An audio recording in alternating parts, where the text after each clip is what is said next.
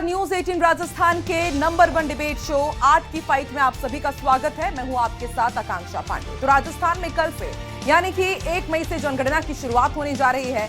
पहले नागरिक स्वगणना कर सकते हैं, यानी खुद से सेंसस कर सकते हैं, और उसके बाद 16 मई से मकानों की गणना की जाएगी। और राज्य के सीएम भजनलाल शर्मा ने ये जानकारी दी है। उन्होंने सोशल मीडिया प्लेटफॉर्म एक्स पर प्रदेशवासियों के नाम अपना संदेश जारी किया और जानकारी दी कि कल से जनगणना का शुभारंभ होने जा रहा है। 1 मई से 15 मई तक नागरिक स्वगणना कर सकेंगे।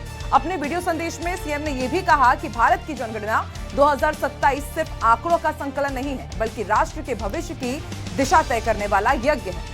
ये वो आधार है जिस पर शासन की परियोजनाएं, संसाधनों का वितरण और समाज के अंतिम व्यक्ति तक विकास की पहुंच सुनिश्चित होती है। तो क्या वाकई जनगणना से समाज के अंतिम व्यक्ति तक विकास पहुंचेगा और जन कल्याण के लिए क्या है सरकार का प्लान? आज इसी मुद्दे पर चर्चा करेंगे। उससे पहले एक रिपोर्ट देखते हैं। देश में जनगणना 2027 का आयोजन हो रहा है और इस जनगणना के तहत 1 मई से ही सांख्यिकी विभाग की ओर से एक नवाचार किया गया है, जिसमें कोई भी व्यक्ति वेबसाइट या फिर ऐप के जरिए अपने बारे में संपूर्ण डिटेल अपलोड कर सकता है। इस डिटेल को फिर जनसंख्या के प्रगणक आएंगे और सत्यापित करेंगे।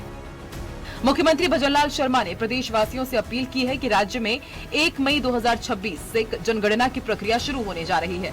इसकी तैयारी के तहत 2 चरणों में काम किया जाएगा। सीएम ने कहा कि 1 मई से 15 मई तक नागरिक खुद स्वगणना कर सकेंगे। इसके बाद 16 मई से 14 जून तक जनगणना कर्मी घर घर जाकर मकानों की गणना करेंगे। सीएम भजनलाल शर्मा ने अपने सोशल मीडिया पोस्ट में लिखा, राजस्थान क्षेत्रफल की दृष्टि से देश का सबसे बड़ा राज्य है। जनगणना कर्मी लंबी दूरी तय करके आपके द्वार तक आएंगे। भारत की जनगणना 2027 केवल आंकड़ों का संकलन नहीं, बल्कि राष्ट्र के भविष्य की दिशा तय करने वाला एक महान राष्ट्रीय यज्ञ है। सीएम भजनलाल शर्मा ने अपने पोस्ट में आगे लिखा कि राजस्थान की अतिथि सत्कार की परंपरा को निभाते हुए उन्हें सही और सटीक जानकारी प्रदान करें। उन्होंने आगे ये भी कहा कि आज दी गई सही सूचना कल के विकसित राजस्थान और विकसित भारत के सपने को साकार करने में मदद करेगी। आपसे आग्रह है कि मकान और परिवार से संबंधित सटीक, सत्य और पूर्ण जानकारी प्रदान कर आप इस महान राष्ट्र यज्ञ में अपनी आहुति दें। स्वगणना के लिए आधिकारिक लिंक censusindia.gov.in पर भी आप जा सकते हैं। जनगणना देश की सबसे महत्वपूर्ण सांख्यिकीय प्रक्रिया है। इसी के आधार पर सरकारें विकास योजनाएं, संसाधनों का बंटवारा, आरक्षण नीतियां और भविष्य की नीतियां बनाती है। राजस्थान जैसे बड़े राज्य में सही डेटा इकट्ठा करना चुनौतीपूर्ण काम है, इसलिए हर नागरिक का सहयोग बेहद जरूरी है। आज 8 की फाइट में बहस इसी मुद्दे पर। देखिए, सीएम ने साफ किया है कि कल से जनगणना की शुरुआत होने जा रही है और उन्होंने बताया कि आखिर जनगणना विकास के लिए कितना ज्यादा जरूरी हो जाता है और इसलिए जन भागीदारी भी उतनी ही जरूरी है। देखिए, आज एक बड़ा पैनल हमारे साथ जुड़ेगा। उनसे हम पूछेंगे कि जनगणना की बारी, विकास में भागीदारी, जनगणना और विकास कैसे एक साथ आगे बढ़ेगा। आज इसी पर चर्चा होनी है, 8 की फाइट इसी पर। उससे पहले आज के जो बड़े सवाल हैं वो हम अपने दर्शकों के सामने रख दें। जनगणना की बारी, विकास में भागीदारी। देखिए, हम बार बार यही बोल रहे हैं कि जनगणना की शुरुआत तो हो रही है, लेकिन इससे विकास कैसे होगा, राजस्थान का, भारत का, ये भी हम पूछेंगे। और उसके साथ ही जनगणना से जन कल्याण क्या है प्लान? सरकार की मंशा तो है कि जनगणना होगी, उसके बाद योजनाएं उस आधार पे बनेगी, नीति निर्धारण उस हिसाब से होगा, लेकिन इसके लिए सरकार का प्लान क्या है? प्लान, रोड मैप भी बहुत ज्यादा जरूरी हो जाता है, ये भी हम पूछेंगे। और इसके साथ विकसित राजस्थान और विकसित भारत का सपना क्या पूरा होगा जनगणना से? क्योंकि न सिर्फ 2027 की ये जनगणना विकसित राजस्थान, विकसित भारत की बात करती है, बल्कि जो विजन 2047 की बार बार बात की जाती है, उस पर भी फोकस हमारा रहेगा आज के इस डिबेट का। तो जनगणना की बारी, विकास में भागीदारी, कल से इसकी शुरुआत होने जा रही है। एक बड़ा पैनल हमारे साथ जुड़ चुका है, चर्चा की शुरुआत करते हैं। लक्ष्मीकांत पारिक जी हमारे साथ जुड़ चुके हैं, बीजेपी प्रवक्ता। स्वर्णिम चतुर्वेदी जी भी जुड़ चुके हैं, कांग्रेस प्रवक्ता। सुभाष शर्मा जी भी हमारे साथ जुड़ चुके हैं, वरिष्ठ पत्रकार हैं। आप तीनों का ही बहुत बहुत स्वागत है। अब से थोड़ी देर में पूर्व IAS जगरूप यादव जी भी हमें ज्वाइन कर लेंगे। और आप तीनों को ही मैं पैटर्न समझा देती हूँ कि सर 1-1 मिनट का ओपनिंग स्टेटमेंट रहेगा। आज के इस मुद्दे पर हम 1 मिनट की ओपनिंग से शुरुआत करेंगे, फिर आगे विस्तार से चर्चा करेंगे। शुरुआत लक्ष्मीकांत जी आपसे ही करते हैं। सीएम भजनलाल शर्मा का पूरा एक्सपोस्ट मैंने देखा, वीडियो संदेश भी उनका मैं सुन रही थी, तो उन्होंने यही कहा है कि जनगणना की शुरुआत होगी और इससे ही राजस्थान का विकास होगा।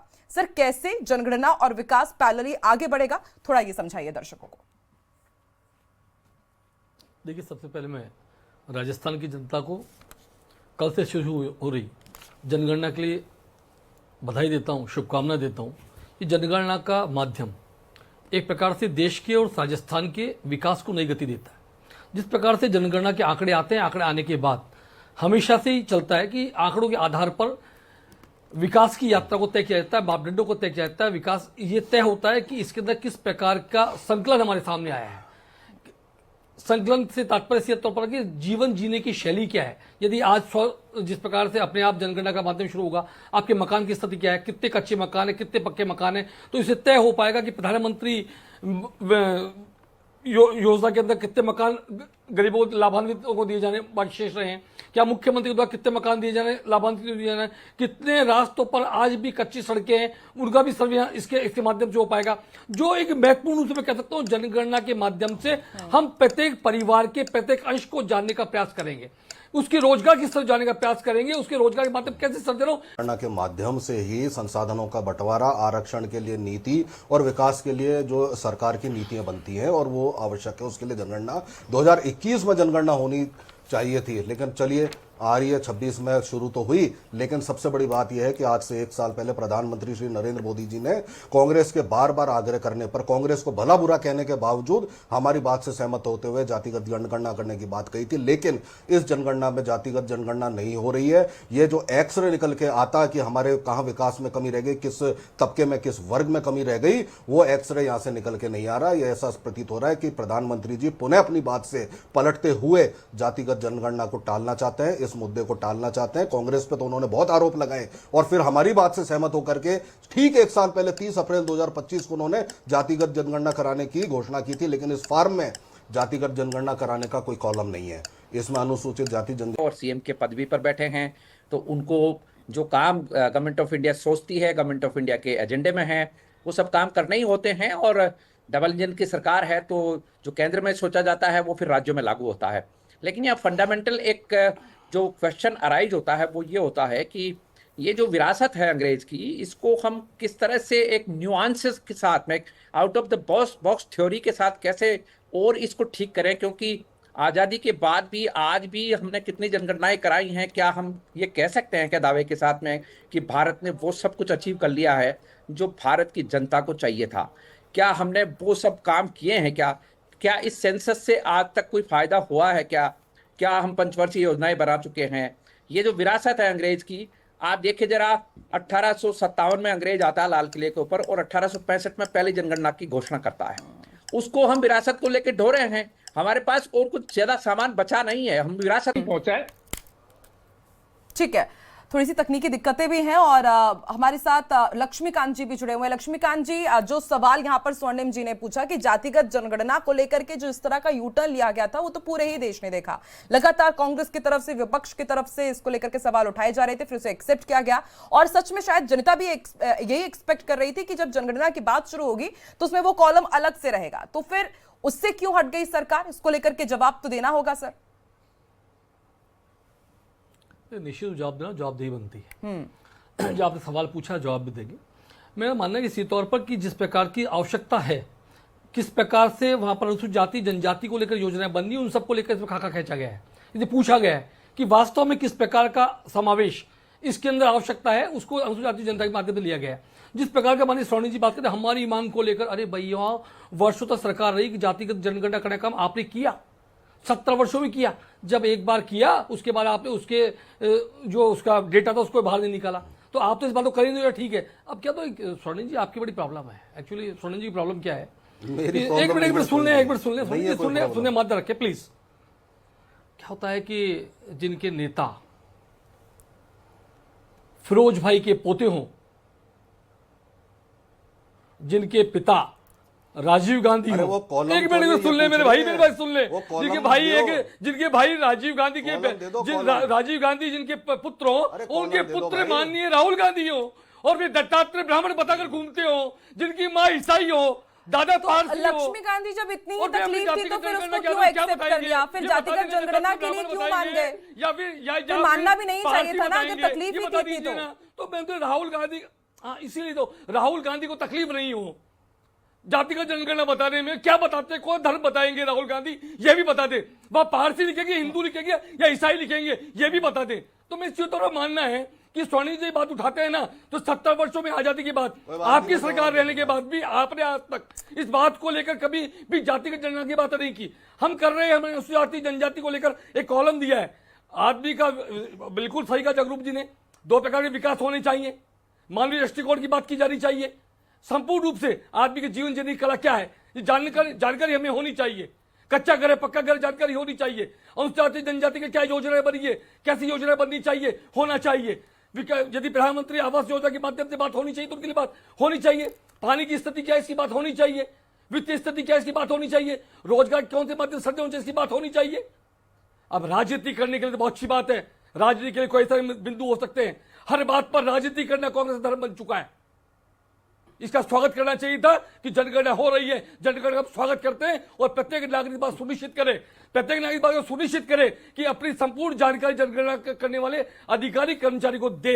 ये लक्ष्मीकांत जी, जो मेरा सवाल था उसका तो आपने जवाब दिया ही नहीं। आपने विरोध करना शुरू किया है। ठीक है स्वर्णिम जी, आप अपनी बात पूरी रखिए। और सर देखिए जातिगत, लेकिन एक सवाल तो सर कांग्रेस को भी इसका जवाब देना पड़ेगा ना कि आप लोग जाति में क्यों अटक जाते हैं। आपको नहीं लगता है कि अब जाति का जितना भी भेदभाव है वो खत्म होना चाहिए और धर्म की राजनीति करने वाले लोग क्यों इसकी जरूरत पड़ जाती है स्वर्णिम जी, बार बार क्यों बात करते हैं संपूर्ण राष्ट्र। ठीक है, 1 मिनट लक्ष्मीकांत जी। हाँ स्वर्णिम जी, मैं आपका जवाब जी बिल्कुल, मैंने बहुत ही धैर्य से इनकी बात सुनी लगातार। मैं तो कह नहीं रहा, ये इन्होंने ना आपकी बात का जवाब दिया ना मेरी बात का जवाब दिया, कोई बात नहीं। एक बात लेकिन सामने आगे नागरिकों के कि जातिगत जनगणना नहीं होगी।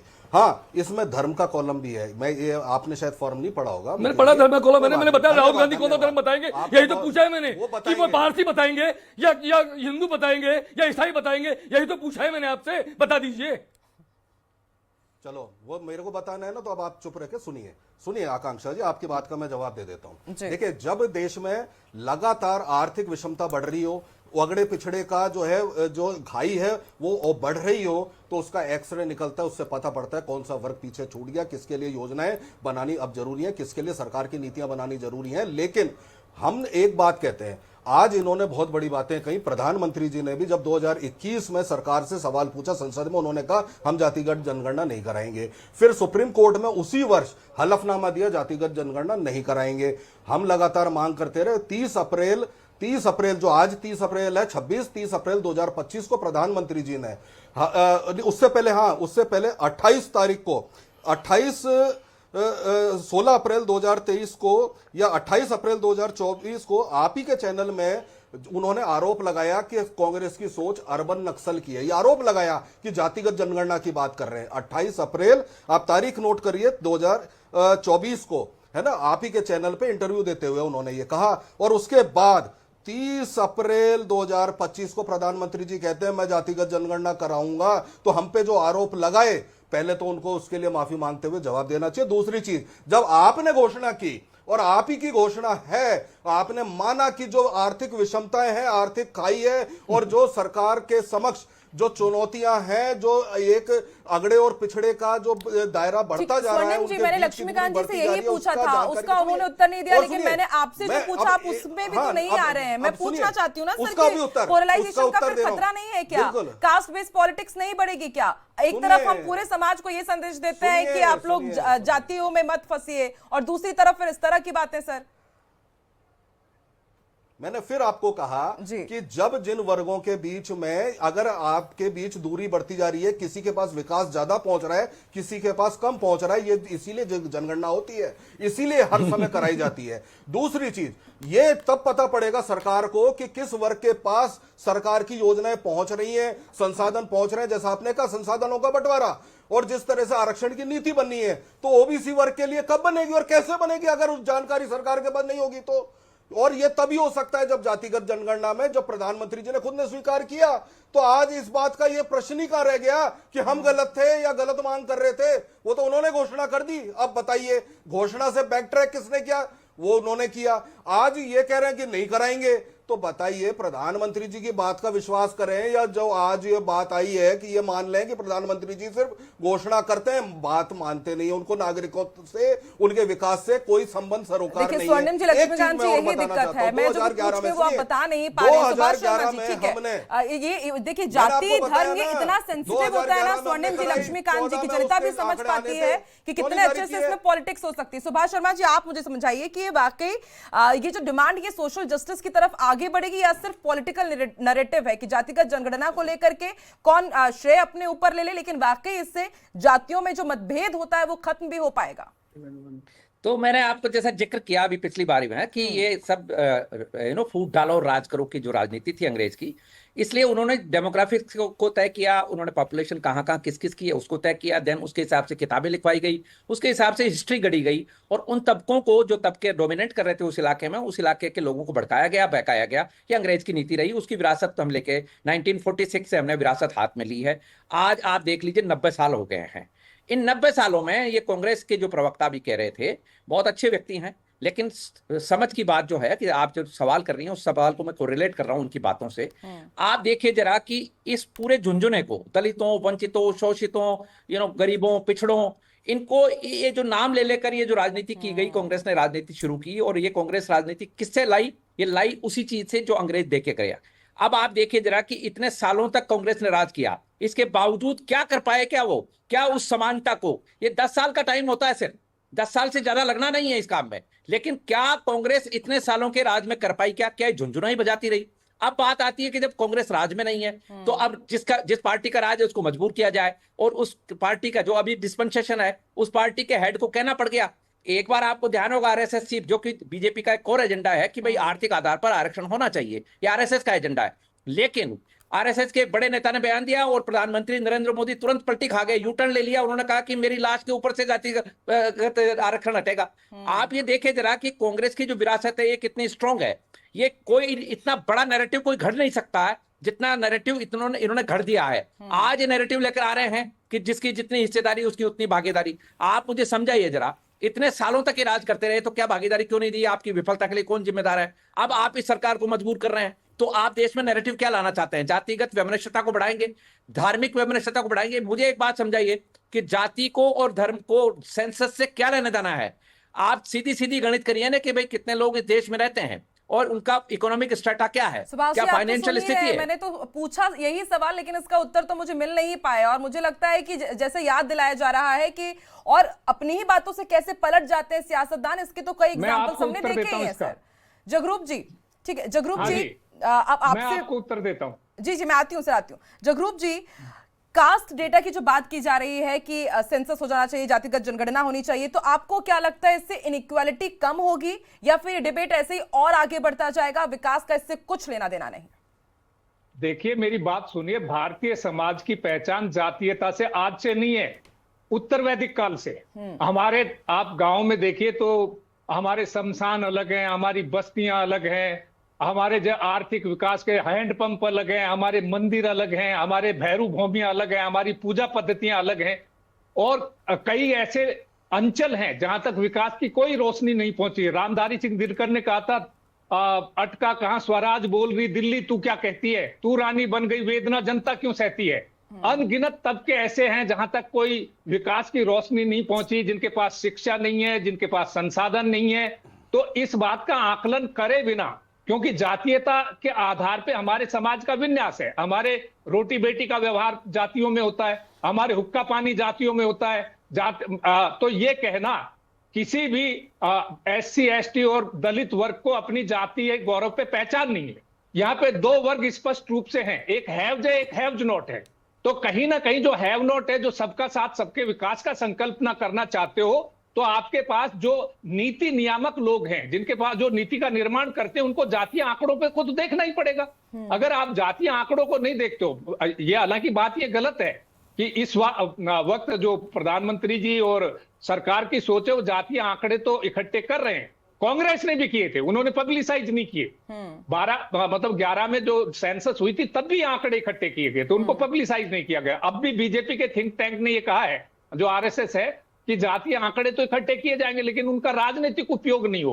राजनीतिक उपयोग चाहे हो या नहीं हो, लेकिन सामाजिक समरसता जो भारत के तो संविधान जगरूप भी जी, देता है कि हम सभी नागरिकों ये को आपको नहीं लगता कि ये इम्पॉसिबल आर्थिक, सा है सामाजिक और कि आपके राजनीतिक पास कास्ट बराबरी देंगे? सेंसस हो और आप उसका उपयोग पॉलिटिकली ना करें? ये तो इम्पॉसिबल सा है, क्योंकि बिना जाति की राजनीति होती कहाँ? पॉलिटिकल वो अब नहीं कर रहे। आप क्या समझते हैं समंक नहीं होने से नहीं कर रहे? अभी भी कर रहे। कौन कहता है नहीं हो कर ही रहे? रहा है, बिल्कुल हो ही रहा है। कोई उठा एक पॉलिटिकल पार्टी तो कहे वो जाति आधार पे टिकट नहीं देती। सब जाति आधार पे टिकट दे रहे हैं। जिसकी जितनी जनसंख्या बहुसंख्यक जो जाति का उम्मीदवार सारी पार्टियां उतारती, वो देखती तो वो पोलराइज करके जो बहुसंख्यक या डोमिनेंट कास्ट को कौन हरा सकता है, वो उसको देख के फिर नेक्स्ट बेस्ट को लेते हैं। तो ये उपयोग तो पहले भी होता बिल्कुल रहा, अपने अभी भी होगा। कन्वीनियंस के हिसाब से लेकिन कैसे राजनीति करनी है, जाति के ऊपर, धर्म के ऊपर, लेकिन सेंसस के ऊपर, वो तो हम देखते हैं। सर, क्लोजिंग स्टेटमेंट की तरफ आगे सोशल बढ़ते हैं। स्ट्रेटिफिकेशन इसका क्रक्स है। सामाजिक स्ट्रेटिफिकेशन, सामाजिक स्तरीकरण बिल्कुल। हमारे पूरे भारतीय समाज का जातीय वार्ता और आधारित मुझे लगता है सर कि अब कोई जनता मना को भी कर दे इसको जागरूक कि होना है या पड़ेगा नहीं है। कि अब वो मेरे से बात जातिवाद में करे। ना फंसे, उससे ऊपर उठ करके मतदान करे, तो शायद तब उस हिसाब तो से आप- जनादेश भी आए। ठीक है, क्लोजिंग स्टेटमेंट की तरफ आगे बढ़ते हैं। लक्ष्मीकांत जी, चलिए, हमने कास्ट सेंसस के ऊपर बात कर ली, हमने जातिगत जनगणना के ऊपर बात कर ली है। फाइनल कमेंट आपका चाहिए, 30 सेकंड में दीजिएगा लक्ष्मीकांत जी की। जनकल्याण का आपका पूरी तैयारी तो है, लेकिन प्लान क्या है सरकार का? किस तरीके से अच्छे से जनगणना हो पाए, उसको लेकर के रोड मैप क्या है, संक्षिप्त में सर? मैं समझता हूँ जनगणना का रोड मैप सबके सामने आ चुका है। दो चरणों की जनगणना और जनगणना के सवाल और जवाब, और सवाल के साथ साथ जनगणना के विकास की यात्रा को तय करना। मैंने बखूबी से मेरी बात को रखा कि जब जनगणना होगी तो उसके साथ विकास का खाका भी खींचेगा, 2047 का विकसित भारत की ओर रास्ता भी अग्रसर होगा। लेकिन हमें कांग्रेस के प्रवक्ता भी कह रहे थे धर्म और जाति की बात हम नहीं करते। इनके प्रधानमंत्री सम्मानीय मनमोहन सिंह ने क्या कहा कि हिंदुस्तान के संसाधनों पर सबसे पहला अधिकार किसे कहते हैं? अल्पसंख्यकों का है। ये धर्म की राजनीति करते हैं, अल्पसंख्यकवाद की राजनीति करते हैं। एक मिनट नहीं, गलत नहीं, पहले सुन ले। अब यही तो डर रखा है इनको। मनमोहन सिंह बोलते हैं कि अल्पसंख्यकों के पहला अधिकार होना चाहिए। के ऊपर हम चर्चा कर रहे हैं और यही विडंबना है कि अगर ठीक तरीके से इतने संवेदनशील मुद्दे पर चर्चा हो जाए, लेकिन देखिए हर चीज में सियासत करनी होती है। बहुत बहुत शुक्रिया आप चारों का हमारे साथ जुड़ने के लिए। तो देखिए, विकसित राजस्थान और विकसित भारत ये सिर्फ शब्द नहीं है, करोड़ों लोगों की उम्मीद है। सब यही चाहते हैं कि अब जनगणना अच्छे से हो और फिर वाकई राजस्थान में और भारत में उस हिसाब से विकास भी हो, सबकी भागीदारी भी हो। बहुत बहुत शुक्रिया न्यूज़ 18 राजस्थान के आज की फाइट में हमारे साथ जुड़ने के लिए। देखते रहिए न्यूज़ 18 राजस्थान।